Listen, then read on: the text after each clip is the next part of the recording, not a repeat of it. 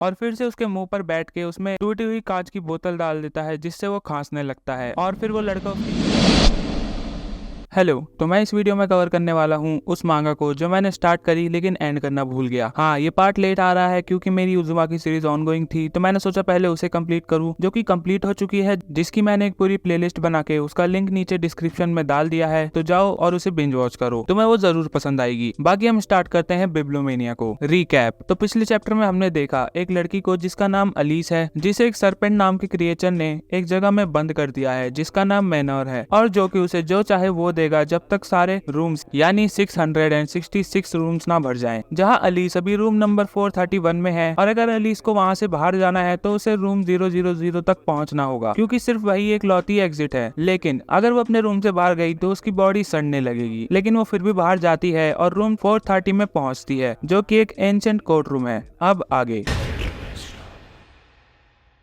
तो रूम 430 एक court room है जहाँ एक जाइंट जज है। फिर वहाँ एक सिनर को लाया जाता है, जिससे जाइंट उसके क्राइम के बारे में पूछता है, और वो बताता है कि उसने अपने क्लासमेट को बुली किया है, जिसने की तंग होकर सुसाइड करने की कोशिश करी लेकिन वो बच गया, और बोलता है कि उसका जीना या मरना एक बराबर है, तुम उसमें अंतर नहीं बता सकते। और जाइंट के पूछने पर कि उसने ऐसा क्यों किया, वो कहता है कि इसका सिर्फ एक ही रीजन था, इट वाज फन। फिर हम देखते हैं उस सिनर को जो उस लड़के को चेयर बना के उसके फेस पर बैठा होता है, और जब वो लड़का थक जाता है तो वो फिर से उसके मुंह पर लात मारता है, और फिर से उसके मुंह पर बैठ के उसमें टूटी हुई कांच की बोतल डाल देता है, जिससे वो खांसने लगता है। और फिर वो लड़का उसकी वीडियो भी बनाता है, और वो बंदा अपने ही चेस्ट को नोचने लगता है, और हम देखते हैं वो लड़का जज की आवाज में बोलता है, वाज इट दैट फन? और जैसे ही सिनर बोल रहा होता है कि शिट वाज फन एस, उसकी गर्दन काट दी जाती है, जिसे अलीस देख रही होती है, लेकिन सरपेंट आके उसे ये देखने से मना कर देता है। फिर जज एक दूसरे सिनर को बुलाता है, जहाँ फिर से वही आदमी आता है और वही चीज दोबारा रिपीट होती है, जिसपे सरपेंट बताता है कि ये जब से मैनोर में आया है ये बस इसी इंसान को बार बार मार रहा है। और फिर वो जज चिल्ला के बोलता है कि I am not a chair, मतलब भाई वो बुली होता हुआ बच्चा यही था। फिर हम उसे देखते हैं जो कि बहुत गुस्से में चिल्ला रहा है, उसे गालियां दे रहा है, और बस उसे ही नहीं बल्कि उन्हें भी मारने को कहता है, जो बस वहाँ खड़े रहकर देखते रहे, और सबको समन करता है। जहाँ सरपेंट कहता है कि year after year surrounded by soldiers in possession of unquestioning loyalty,